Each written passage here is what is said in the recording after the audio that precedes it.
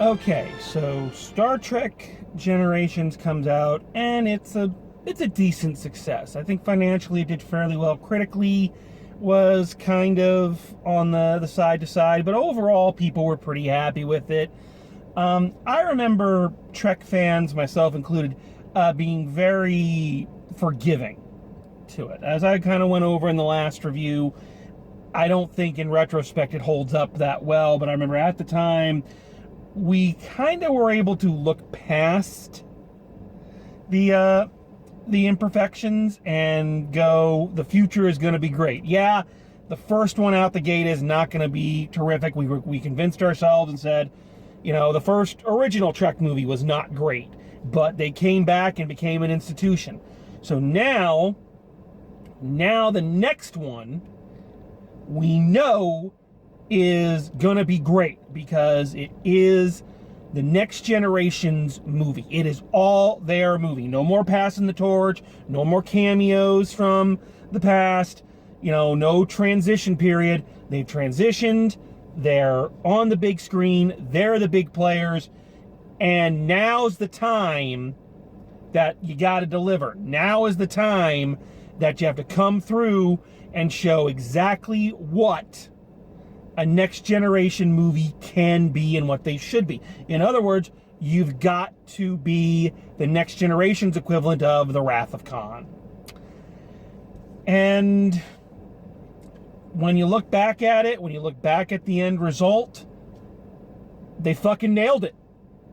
I love First Contact. I think it is their Wrath of Khan. I would put it up there. Not only is it by far, and we'll go into that later, by far the best movie the Next Generation cast put out, but I would put it up there with Wrath of Khan and Voyage Home as one of the best of the entire series. I think it's that good. And it just feels like from conception to execution, it just feels like they went through the script and said, what is the smart thing that we can do here? And they did that. The whole film just is very easy to watch. It's good to watch. It's everything that a next-gen movie should be. And it set the stage for what could have been.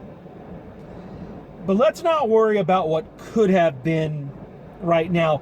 Let's talk about what is. And let's talk about this movie and where it went so right.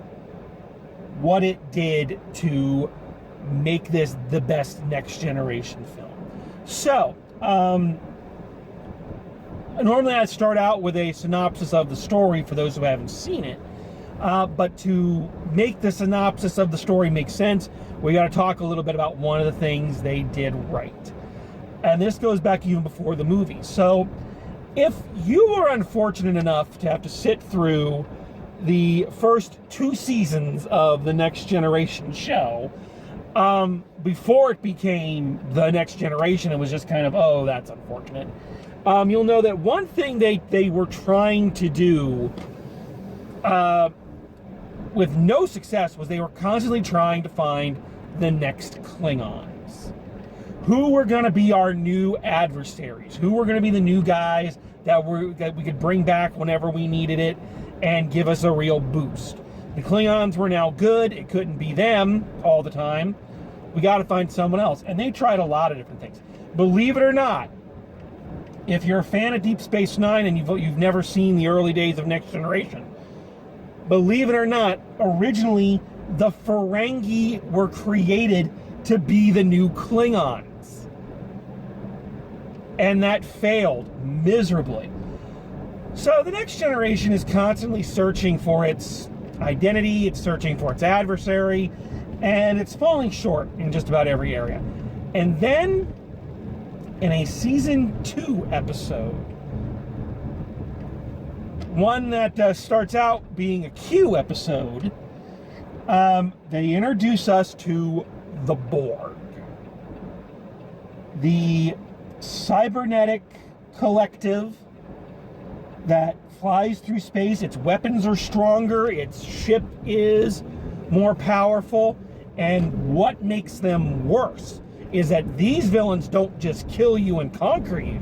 No, they take you, suck the individuality out of you, plug you in, and now you're one of them. They're basically space zombies. And man, the Borg were a hit. It cannot be understated how important the Borg were to Star Trek and the Next Generation specifically. You know,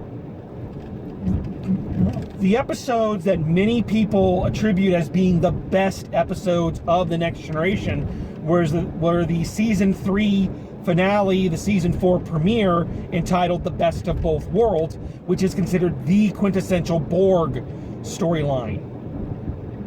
The Borg were so important and so popular that when Voyager's ratings were sagging, bring the Borg in. You know, and they always knew the Borg were going to come into Voyager eventually, but to the extent that they did, I don't think anybody was quite prepared for it. So it can't be understated how important the Borg were.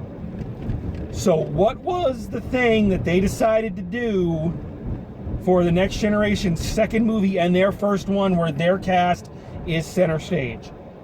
Bring back the fucking Borg. Whoever's idea that was, it was genius, and it was the best thing to do. So, right away, there is a big plus, making it about the greatest villains in Star Trek history. Irredeemable, evil to the core, just, you know, an invincible enemy that you always have to outsmart. You can't always outfight them, you've got to outsmart them. Perfect Star Trek adversaries. So here we go. The Borg are back. So, now that I've said that, what's the story of First Contact? What is First Contact? First of all, it's a weird title. We've already had contact with the Borg. I remember my friends and I debating that. What does this mean? What's First Contact mean? Again, back before the days when the internet was around, you could just Google things. So in the story, the Borg launch another attack on Earth. Keep in mind, this is the first time they've attacked Earth since that season 3, season 4 finale premiere event. So they have not attacked in force since then. So they are attacking Earth. During the attack, a pod of Borg escaped from their ship, and they go back in time to Earth, late 21st century. The Enterprise, the crew of the now new Enterprise E, follows them back in time to stop them and put right what once went wrong. So you've got several things that already make Star Trek great. The Borg, you've got time travel. I think they did a great thing with the time travel storyline here in that, unlike number 4, this isn't a let's go back to modern day. It's still, for us, the future. You know, it's the past for the characters, but for us, it's still well in the future. The date they go back to is shortly after the Third World War, which seems like we're actually gearing up for. So, you know, nice to see Star Trek may actually happen. Right before a scientist by the name of Zefram Cochrane is going to go on a space flight where he's going to test out his brand new warp engine and prove that humans have discovered how to travel faster than the speed of light.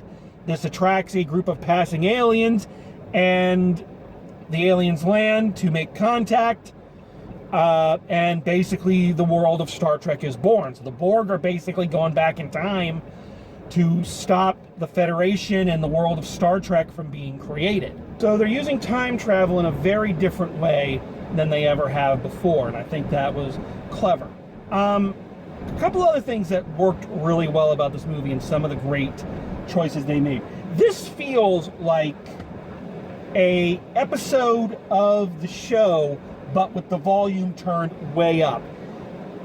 Now, this one works in a way future ones won't, because it's not taking the tone of the show, but taking the structure. For instance, most television shows these days, and Trek, at the time, would have an A story and a B story. You've got, your main story going on over here, and then you've got a smaller story to kind of break it up. They go for that structure here. So here you've got part of the crew still up on the Enterprise fighting the Borg, and you've got the rest of the crew down on the planet trying to make sure that the ship flies and first contact happens.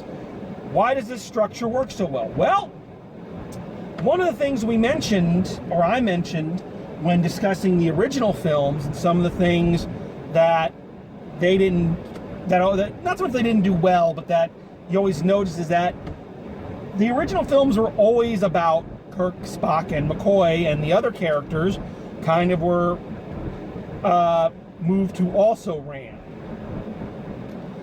And the Next Generation is going to fall into that trap. The Next Generation movies tend to focus on Picard and Data, with Worf kind of being the third one, mainly because he's good for comic relief, and the rest of the characters are going to kind of fall to the side. But by breaking the crew up into these, smaller groups, you can have the main thrust of the story, which is Picard. For those who aren't familiar with the show, in the Best of Both Worlds, Picard was actually kidnapped by the Borg and assimilated to become Locutus of Borg, basically their king. He was, of course, rescued, but one of the, lasting traumas is that, he remembers it. It was a kidnapping. It was we'll talk a little bit more about that in a second. But it was a violent experience for him, so he is now facing his attackers again for the first time. So you have them handling the more serious story, while down on the planet, Riker, Geordi, and Troy are dealing with Cochrane, who is nothing like the historical figure they all grew up hearing about. He's a drunk, he's a pig, he's not this great man, he doesn't want to be a great man, and him kind of realizing his own greatness, what he could be, as opposed to just what he is. So you're able to vary up the tone, you're able to vary up the story, keep things light and interesting, and then you can go back to being dark and serious. It's really well edited, and the story is structured in a very clever way in that fashion. Let's talk about one of the big things they did really right in this, and I don't think anybody would dispute this. So we've talked a lot about the different directors and the directing styles of the Star Trek movies. Well, this one would be directed by a true Star Trek veteran, not just somebody who directed a number of shows in the Next Generation's run, but also would go on to direct several Deep Space Nine, several Voyagers. He's directed for Discovery, Picard. I think he did a few Enterprise as well. So this is a guy who knows his Trek because he's freaking Commander Riker. All right, Jonathan Frakes was given the director's chair, and I think it was a brilliant choice. Not only was he kind of the best director, I think all of the cast directed at least one episode of The Next Generation, but Jonathan Frakes, I think, was always the most interesting director. I remember when it was come on, and my friends and I would see that this episode was directed by Jonathan Frakes, we go, shit, this is going to be a weird one. Because it seems like he always directed the weirder episodes. And that is true. If you look at kind of his tenure on The Next Generation, yeah, he got a lot of the weird episodes. But I think that's because he had a more interesting directorial eye than any of the other directors. And it shows here. This film, in structure and in visual language, is so different than any other Star Trek movie that's been out there. This one is basically being shot like a horror film. The stuff on the Enterprise is being shot like a horror movie. Weird camera angles, sweeping motions. You also got to consider he's shooting action scenes in a confined space. They had 8 guys playing the Borg. 8 guys that they would make up different, put different stuff on their faces, shoot them from different angles. they did the James Cameron Aliens thing where they only had, I think, like 4 or 5 alien suits, but they kept shooting them so much people didn't notice. So Jonathan Frakes was able to use like everything in his arsenal to really make this film look and feel completely different than anything that they had done. This is also like the most action heavy of any of the Trek films. Like, they'd had action in them, space battles and stuff are kind of in the Star Trek DNA, but they were always like ship to ship and cunning and move and counter move. This one had fucking Picard, Data, and Worf just in the corner shooting the fucking Borg down. Picard goes ape shit on the Borg with a Tommy gun at one point. So this is not an average Trek movie. Also, one of the things that keeps to the show is that even in its darkest moments, Trek is always about something. This has become a catchphrase for this series, but that question of what is the message, what is the story, what is the goal of this story? And I think, going back to something I mentioned earlier, going back to Picard's experience with the Borg and his thirst for revenge and how that thirst for vengeance and anger, can poison even the most, the most noble of human beings, and how you have to be pulled back from that brink. You need people who trust you and you trust to pull you back and save you from yourself. The Borg, now I don't know if they meant this. I'm going to get off on a little bit of a tangent here. I don't know if this was an intentional thing, but the language that they use always made me feel like it was. You know the word they use to describe what the Borg do to people? The word they use the most? Violated. That's the term they use. As captain, you were violated. Now, when I ask you, when the term violated comes up, what is the first thing that kind of comes to your mind? What do you think was done? It is reminiscent of a sexual violation. And I don't know if that's what they intended, but that is certainly what the Borg did to him and what they did to people like Seven of Nine, who would later be introduced in Voyager after this movie. There is a sexual overtone, a negative sexual overtone to this. Data and the Borg Queen have a sexual relationship. Picard is dealing with being sexually violated. Now, all of that, again, I don't know if that was intended, but to me, it's what is there. And dealing with, that anger and that hatred, and, how do you, for lack of better terminology, how do you assimilate what happened to you as a victim into your world and not have your world become about the violation is always a metaphor that the Borg and Borg characters are always struggling with. And I think this one, again, whether they meant to or not, it really delves deep into that and works really well. The obvious comparison here is, of course, Ahab. I bring this up. A friend of mine kind of nerd-shamed me in my Star Trek II review because I compared Ricardo Montalban's Khan to a Shakespearean villain, and I got nerd-shamed saying that, well, he's not. He's clearly Ahab. I'm aware that that's who he was modeled after. You couldn't not be aware of it. But, if I may defend myself for a second, Montalban's performance was more Shakespearean. His character may have been an Ahab substitute, but he himself was Shakespearean in his performance. Picard is Ahab. And again, they don't let that metaphor go by you. They hit you over the head with it. Bah, bah, bah, bah, bah, bah, bah, bah. But he being, I think, a more sympathetic character as well as a better actor. Nothing against Ricardo Montalban. Ricardo Montalban was a phenomenal actor. But Patrick Stewart's better than anybody else except maybe Serena McKellen. They're tied, in my opinion. But anywho, giving someone who can give the subtleties of an Ahab character, someone who was a good person or was a trustworthy captain, but is letting anger and bitterness cloud his soul. You know, I think this is the more apt Ahab metaphor. Another thing this movie gets incredibly right is it understands what the original series never had to understand. For the majority of its existence, the original series existed in a vacuum. The last two movies are the only exception. They didn't have to worry about other Trek being out there. They were just like, nope, we're it. What we say goes, and here you go. The next generation in their movies have to be conscious of the fact they don't exist in a vacuum. They share a universe.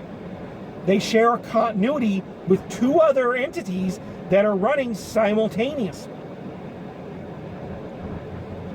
And this show deals with that and deals with great fan service. This does fan service right, acknowledges both shows and its place in the universe. Of course, Worf by this time was on Deep Space Nine. And so to get him back on the Enterprise, of course, they have to bring in the Defiant. So there's your little nod to Deep Space Nine. Excellent, great.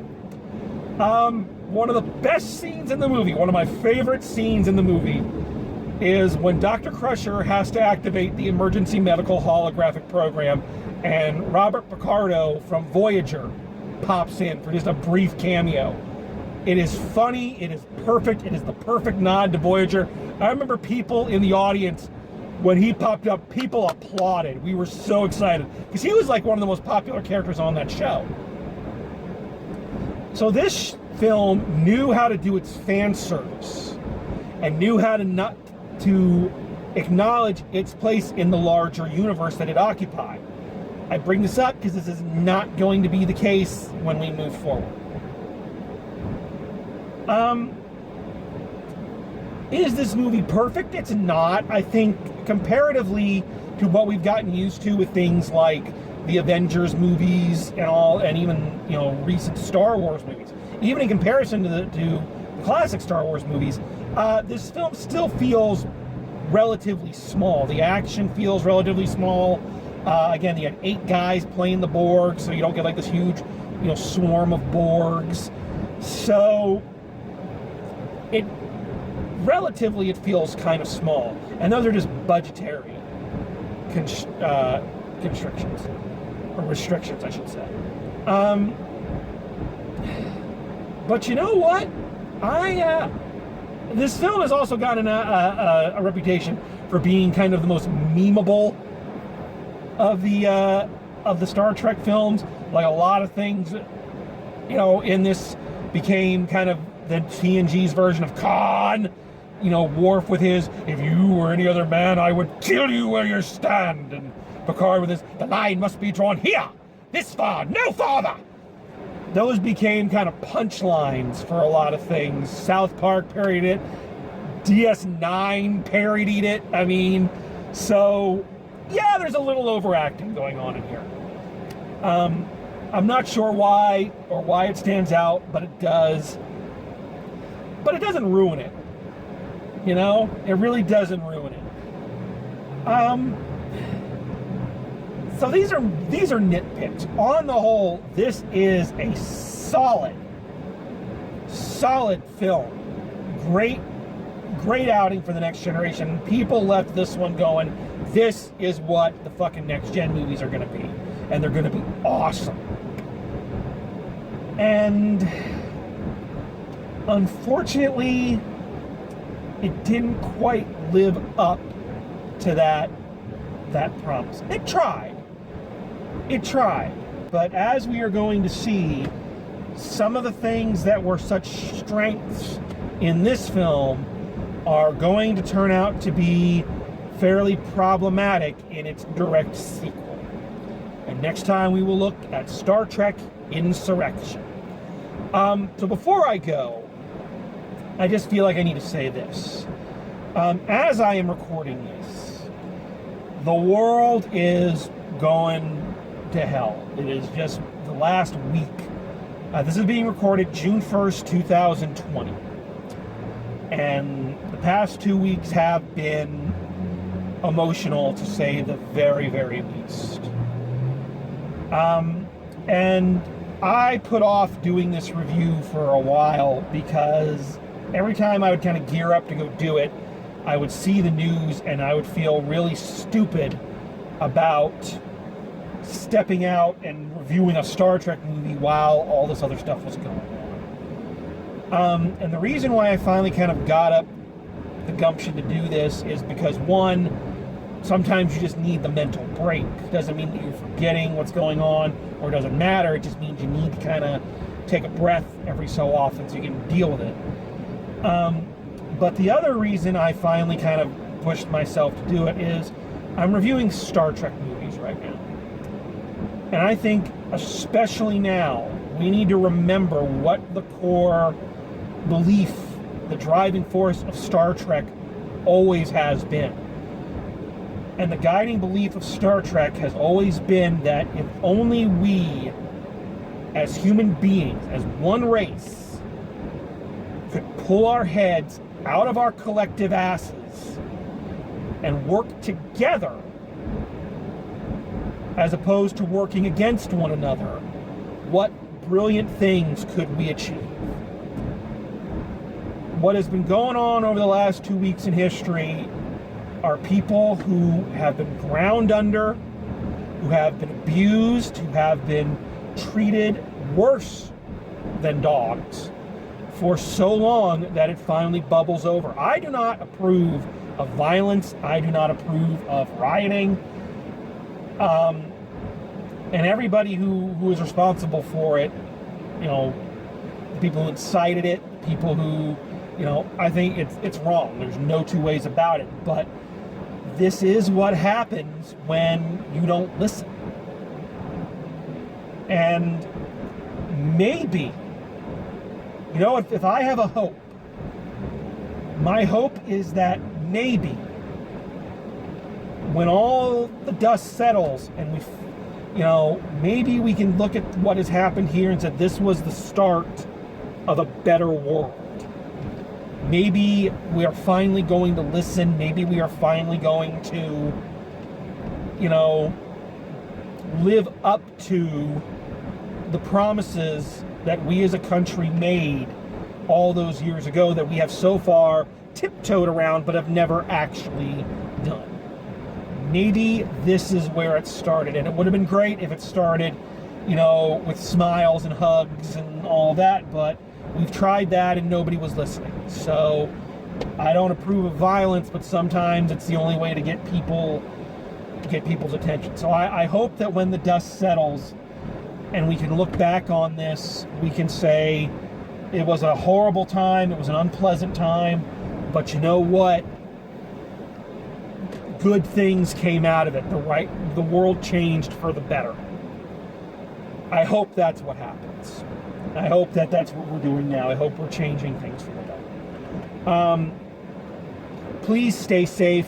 Please take care of one another. Please look out for one another. And there are people out there doing that. I don't care what color your skin is or what you believe, but look out for your fellow human beings. It's that, no matter what else you believe, that is God's will. Look out for your fellow person. Okay?